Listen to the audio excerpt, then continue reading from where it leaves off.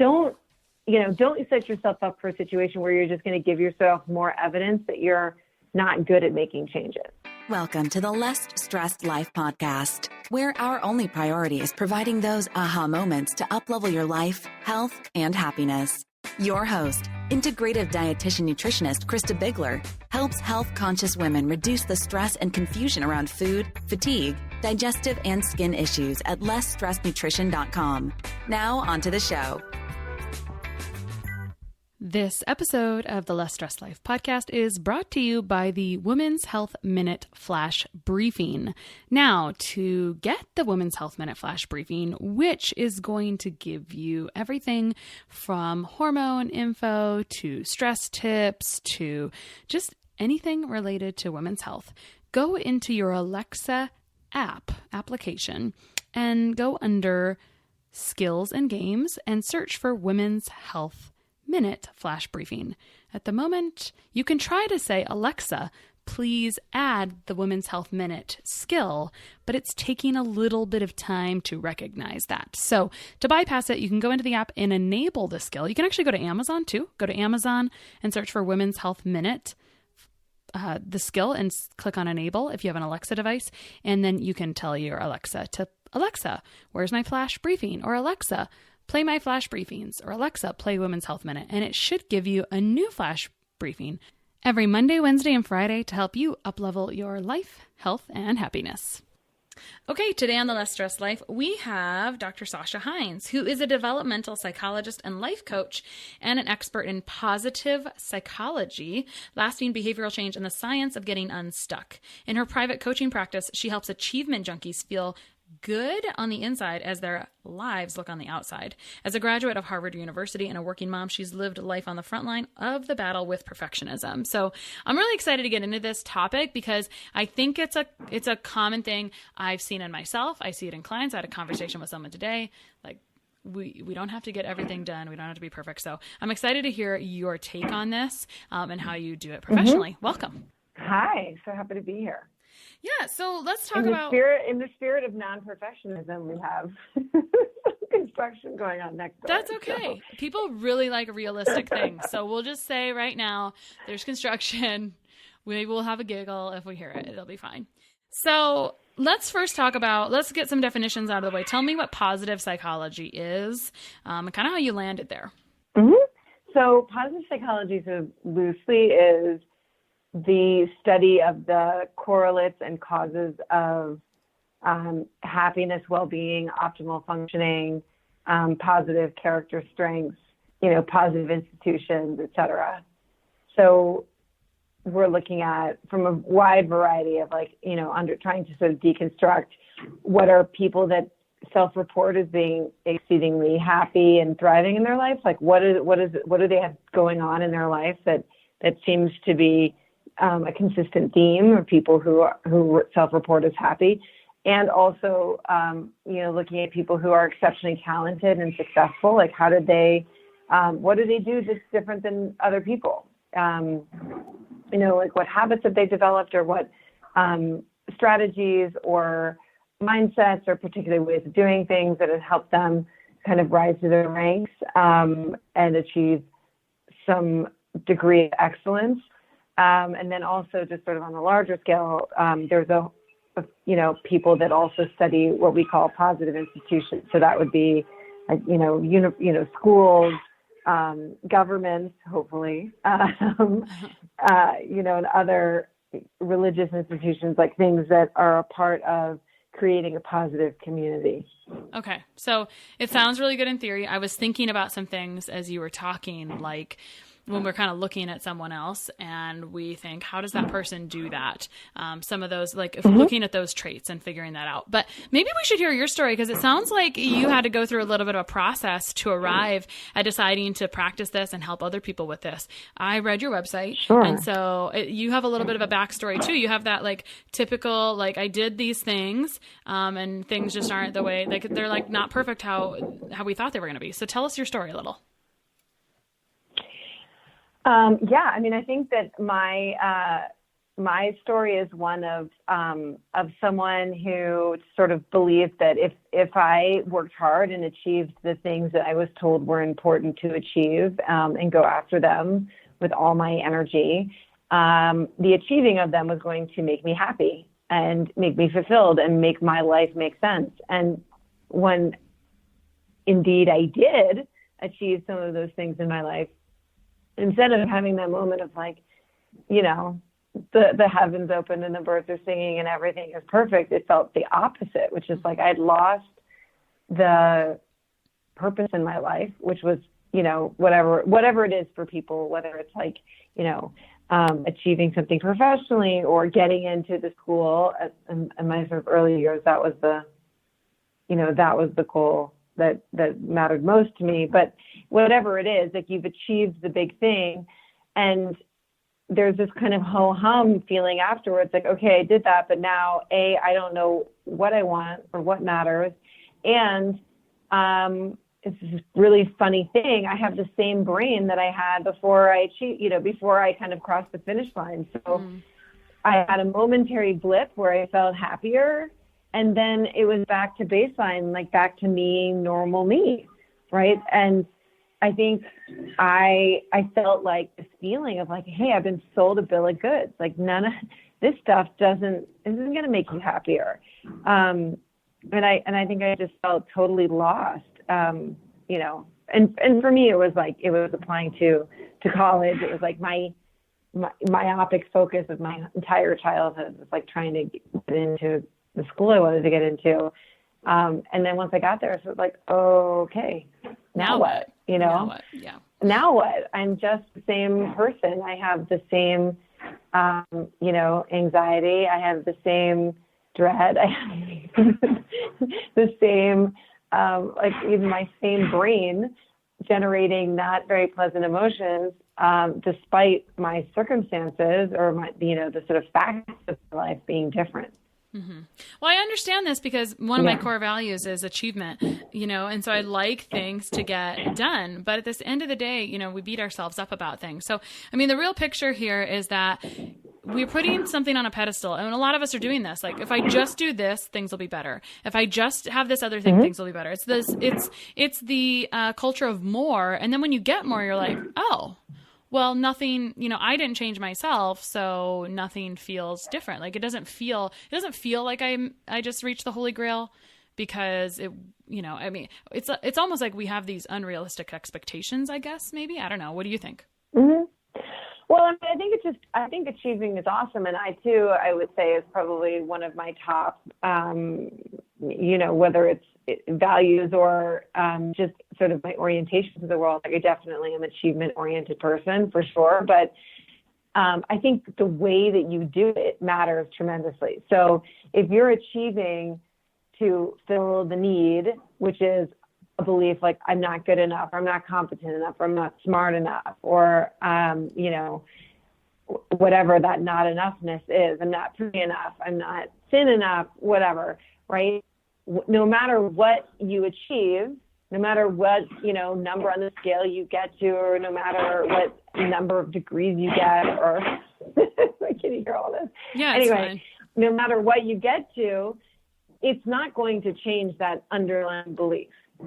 So what happens is you achieve the thing, you get the degree, you get the promotion, you hit the number on the scale, and you're like, okay, for a minute you feel good, but then that belief of like, I'm not good enough is still there, right? It hasn't been healed. So the achievement that you think is going to solve this problem of, this belief system that makes you feel terrible, it doesn't solve that problem, right? So when you're achieving with that as the motivation, it's always going to feel like a Pyrrhic victory every single time. Right.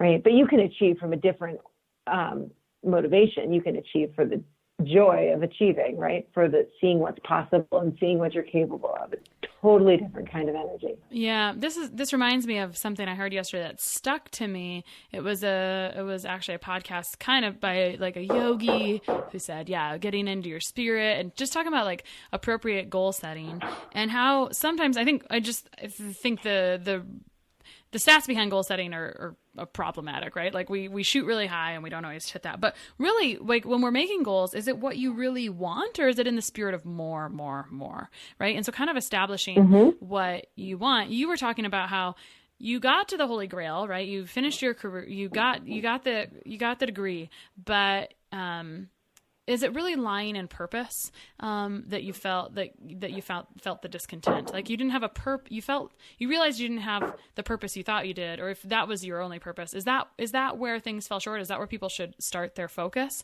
Like if someone has this experience and they realize they got somewhere and it wasn't exactly where they wanted to be, what's their first step?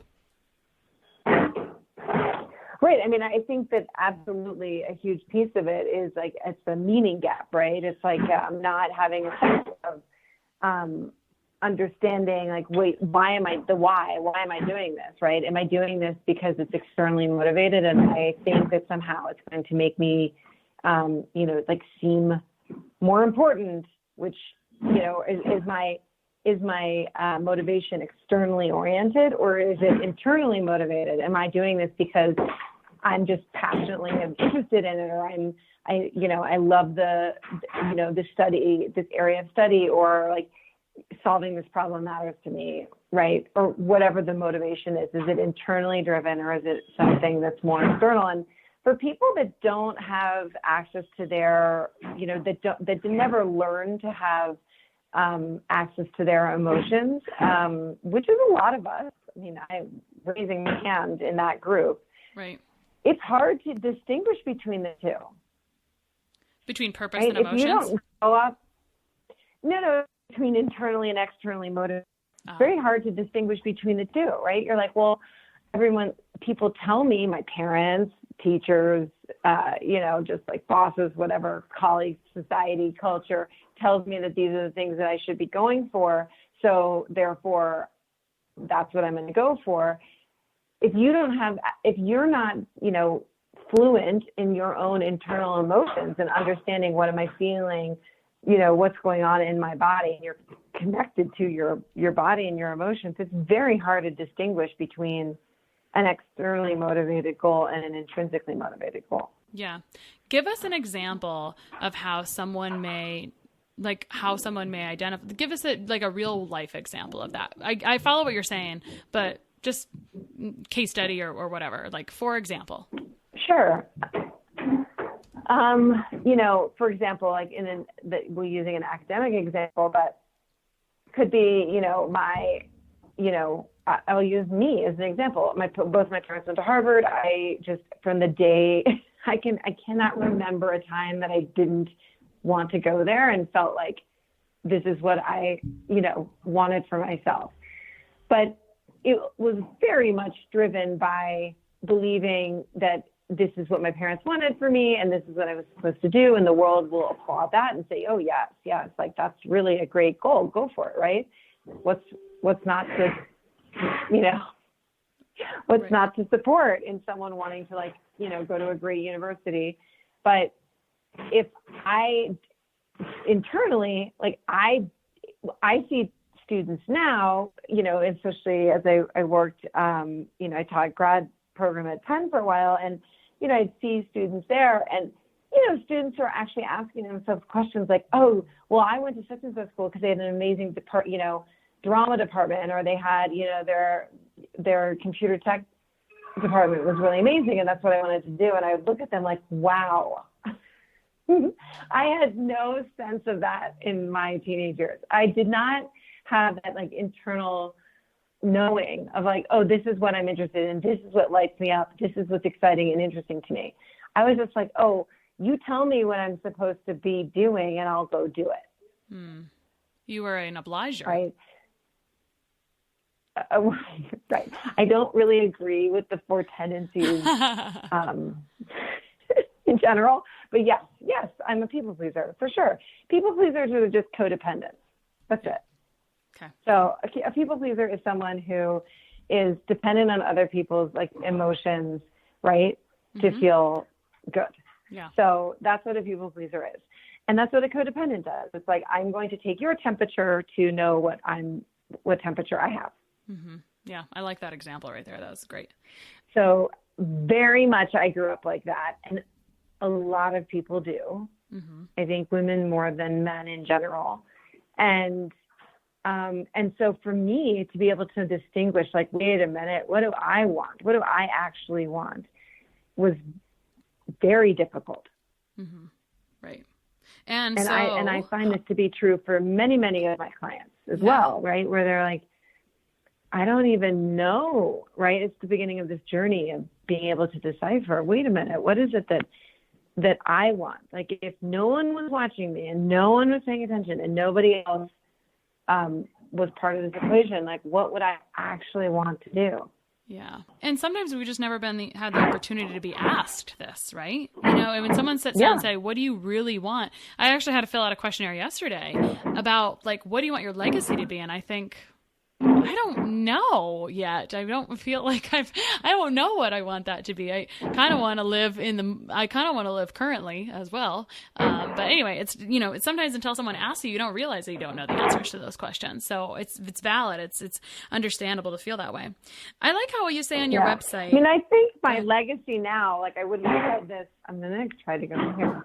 I wouldn't have said this 2 years ago, but the legacy more than anything that I want is really to the people in my life, when they think of me, right, they felt seen by me, that they felt like their experience was being reflected in me, like that I saw them and was able to, like, reflect their experience back to them. Like, that would matter so much to me more than anything, right? That they just felt that sense of home and safety when they were with me.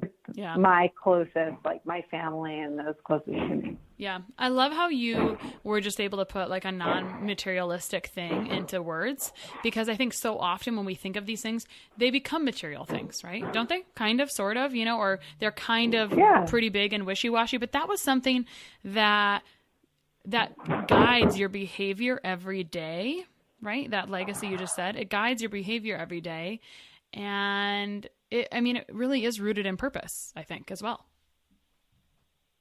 Yeah. And I think when I get into the place of trying to, like, if I want what do I want my legacy to be? Like, happy and healthy kids. Oh, I'm a mom. Then I become attached to the idea of my kids being happy and healthy. And then I become a maniac. Mm-hmm. Like, wait, you're not happy? Why are you not happy? I need to make you happy. Right. Then I make it into my own achievement that something I need to do, which makes me not present with them and not, not paying attention really. Right. Because I'm in my own head. Right. Yeah, I understand. It reminds me of the book I'm reading right now called Parent Effectiveness Training, which another guest had recommended, all about, a kind of open-ended I forgot what you call it. You would know it off the top of your head. It's when someone says to you, your kid comes from school and says, no one would play with me today. And you say, it sounds like that you're sad about no one playing with you today. And then you just give them a chance to kind of unwind it and solve their own problem, essentially. So kind of mom counseling your child instead of giving them advice almost, right? And try to solve their problem for them. Because when we solve problems for people all the time, maybe that's where we come up with codependency. I'm not really sure. I'm just kind of going, I'm just surmising here. So. Yeah. Exactly. I think that it's hard to do. Yeah, exactly. So on your website, you say that the absence of illness doesn't equal health. And I couldn't agree with that more. You also say real health is about enhancing the positive. So if someone can't put their finger on enhancing the positive, how do you describe that? What does that actually look like? So enhancing the positive essentially would mean, what are you doing every day? And it's 1,000 little things. What are you doing every day to enhance your well-being? Whether that's, sort of like the basic physiological things that are important, like sleep and what you're eating, what you're putting into your body, and exercise and moving and all of those things, but also managing your mind, right? So that you're really working, like you have the same kind of discipline that you have to go to the gym or to eat what makes your body feel better, that you practice thinking in ways that make you feel better as well, right? And not getting into patterns of rumination and other things that are extremely unhelpful, that to to a large extent, your brain is kind of wired to do. Right. Right. Is to be vigilant, hyper vigilant about what could go wrong to keep us alive. Right. Right. But there's ways that we can learn to manage that so it doesn't become overwhelming. Right. Well, on that note, and this was my favorite thing I read from kind of your bio and whatnot. It was the topic of really, why is it so difficult? Because I struggle with this sometimes, and it's like, it's really, it's really toxic when you make these habits that just are so distracting and unproductive, et cetera. So why is it so difficult for us to change unproductive and even harmful habits, like checking our phones too often, or waking up and saying, I don't feel like working out, even though you know you want to, procrastinating, overspending, maybe drinking too much, even though like we say we want to change, but then we don't do it. Like, why does this happen, and why is it so hard to change it? Yes, it is so maddening. I think this is really one of the things that I'm most interested in, because it's really the stumbling block for all my clients. Like, it's not the big stuff that trips people up. It's the little stuff, right? It's the little daily eating away at your time in these little mini moments that you make a decision, as you said, like, oh, I don't feel like working out today, or I'll do it tomorrow, or no, I'll take care of that later, or, you know, I'm stressed and anxious. I'm going to get on, you know, a line and start like putting things in my shopping cart, like I'm going to online shop, or exactly checking phone, checking Instagram, and then being like, oh my God, why did I just spend the last how did I just spend 45 minutes here? What? Right? Instead of going to sleep or doing something else that would move you forward. Right. So it is so frustrating, because we're all very, you know, we're smart. We understand. It's not like people don't understand. It's not a knowledge gap that people have. Exactly. That's not the problem, right? It's like, in large part, it's a mindset gap, because there's what's happening in this process is there's a commitment change, right? Like, I want to get to bed earlier. And then, like, I'll give you an example of this. I think this is like a very prevalent one that I see, especially with a lot of my clients who are moms. So they're like, I want to get to bed earlier. And then, but they're not, right? And then they constantly are just like, darn it, I stayed up too late, and I'm just feeling exhausted this morning, which snowballs, right? They're waking up tired. They don't want to work out. They don't work out. They feel crummy. They eat more crummy. Like, it's just snowballs into a lot of, unhelpful behaviors. So, and they don't feel very good, right? So then we'll look into it. It's like, okay, your commitment is to make this change, but you're not doing it. So what's going on? So what you want to look at is, what is the hidden commitment, right? There's a hidden commitment sort of below the commitment that you're making in your neocortex, or your like higher thinking brain, is I want to get to bed earlier so I can feel better and wake up and work out and eat well. And like, it's going to have this cascade of effects that's going to make me feel so much better the next day. And yet you're not doing it. So then the question is, like, what's the hidden commitment? So the foot on the gas is like, I want to make this change. And then there's a foot on the brake, which is, I don't understand. I just can't get myself to do it. I say I'm going to go to bed earlier. I set all the alarm clocks, et cetera, and still I'm going to bed at midnight. I don't get it. So there's a hidden commitment, which is, and when you begin to dig into it, right? So we'll make an inventory of what are you doing or not doing that undermines your goal. So if your goal is to go to bed earlier, it's like, what are you doing or not doing? So the list might include, like, I am scrolling on Instagram. I'm futzing around in the kitchen. I go to the pantry and get an extra snack. I, binge watch another show. I'm not turning off Netflix. Like, I'm allowing it to just roll into the next show. I'm not getting into bed and reading so that I will like have some peaceful time in my bed so before I fall asleep. Like, these are the things they're doing and not doing. Mm-hmm. And so we look at that list of like, what are you doing or not doing? And then begin to ask, like, what is this? If you had to go do those things, right? If you actually had to like do the opposite of what you're currently doing, which would mean all the things that would get you to bed on time, why would that feel awful? Like, what's that like, feeling, right? So instead, like you're sitting there, you're watching Netflix, in the back of your mind, you're like, yeah, but I made a commitment to go to bed earlier tonight. And then that voice is like, oh, who cares? Just one night, or, oh, tonight, but I deserve it. I had a hard day, or, right? What's going on? So what we're looking for is, what's the belief system that is fueling this hidden commitment? And for, some of my mom clients, it's, this is my me time, right? Like, I need time to myself. Everybody wants a piece of me all day, and this is my time to do what I want to do. So there's this like underlying commitment to having autonomy, right? And not being told what to do. Right. I agree completely. So these are the things that are competing. So if you're not addressing this issue, which is, I just put my kids to bed, now you want me to go right to bed, and I have not a minute to do like some mindless, frivolous thing for myself today, like that, I don't want to do that, right? So if you don't address that piece of it, you're never going to make headway. You're going to stay in this cycle of like, what's wrong with me? This makes no sense. Yeah. So it actually makes a lot of sense, right? When you look at it from that perspective, like, oh, I get it. This is how you're having me time, and this is what you're calling it, like, this is how you're asserting your autonomy.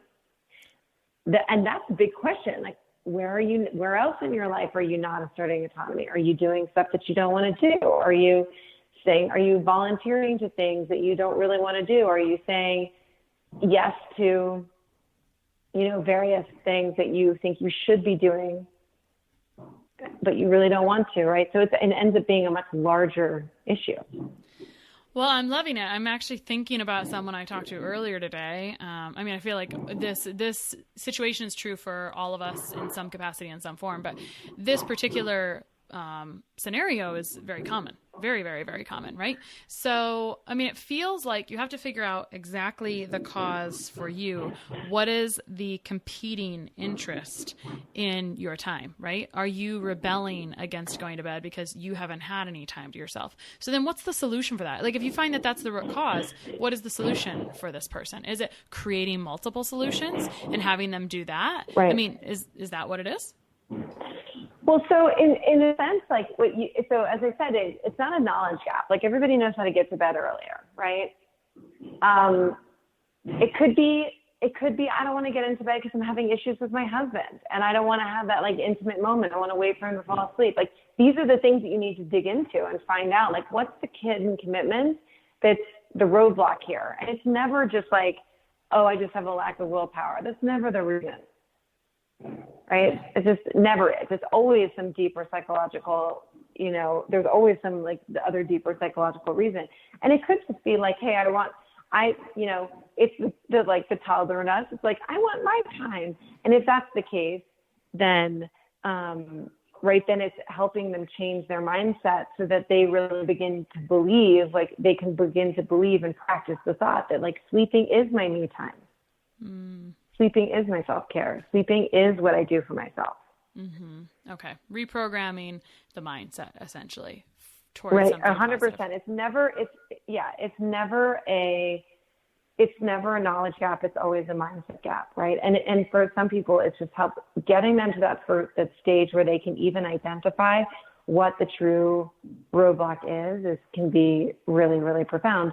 And then where you do have to exert some willpower is you have to go out as a sort of curious social scientist and start to, the belief that like, if I, go to bed right after I put my kids to bed, let's say they go to bed at like, 8:30, you're like, I'm going to be in bed by 9 or 9:30. That sounds super early, but most women get up really early and start their day really early, right? So if you're like trying to get to bed earlier, like older kids, they're going to bed at 9, you want to get to bed at like 10. So you have to begin to change the way that you think. Okay, so I've been telling myself that this isn't fair. I want more time to myself. I never get time to myself. I never have any me time. Okay, so all of those thoughts are what's keeping you up later.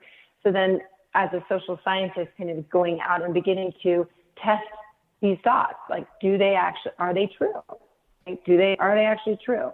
And beginning to take like one of these thoughts. Like, if I go to bed earlier, then I'm not going to have any time to myself. Is that true? Right. I don't know. It might be. It might not be. Right. Right. So then you start to go out and actively, and this is when it's very helpful to have a coach, because then you have someone there to give you feedback who's like helping you stay on it.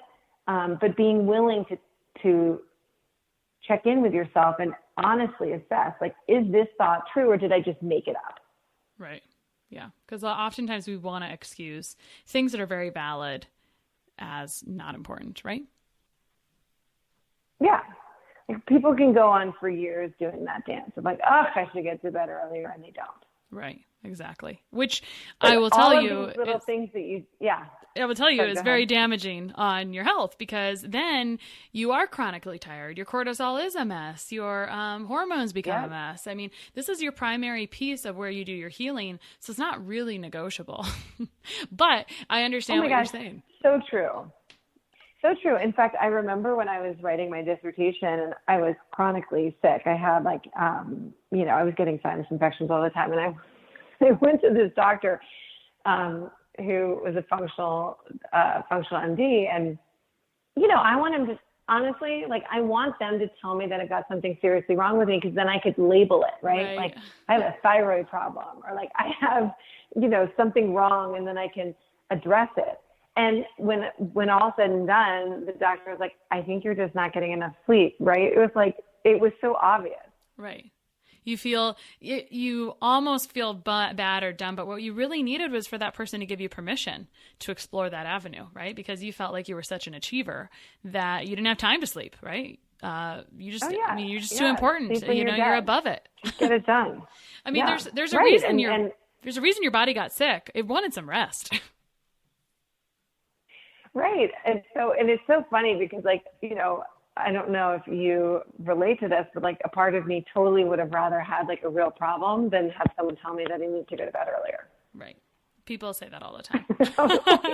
people say that. I wish it was this instead too. But I mean, it can be multiple faceted, because once you stop being able to repair and have good sleep, then yes, other things do start going wrong, right? But you cannot make a substitution for sleep. It just doesn't work.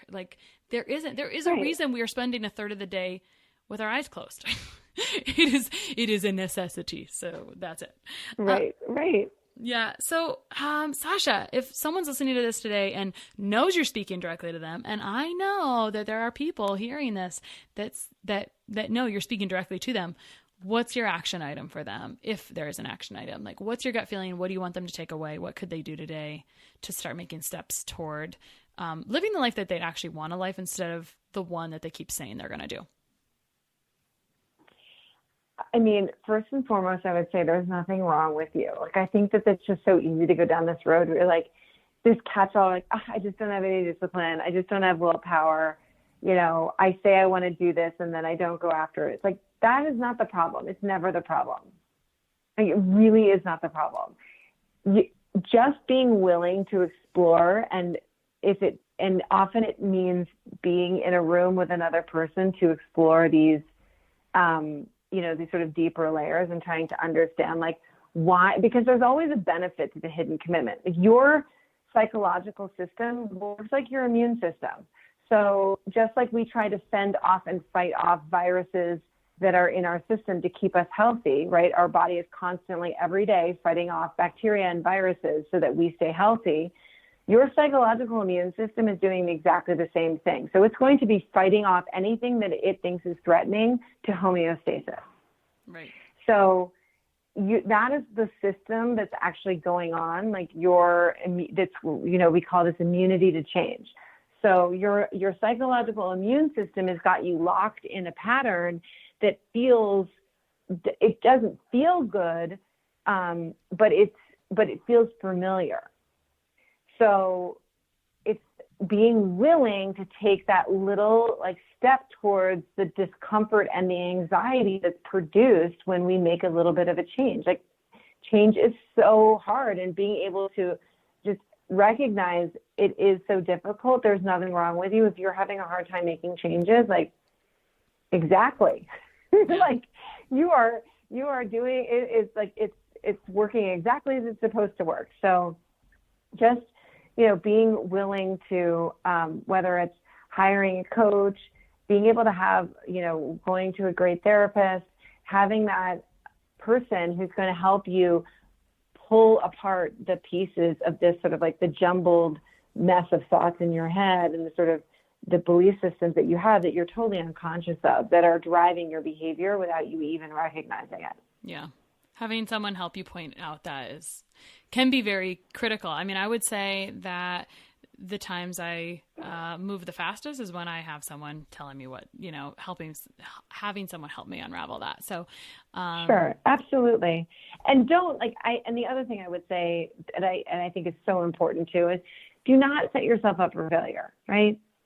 Like if you're really not, you're sort of like kind of committed, like kind of committed isn't going to do it. So don't set yourself up for a situation where you're just going to give yourself more evidence that you're not good at making changes.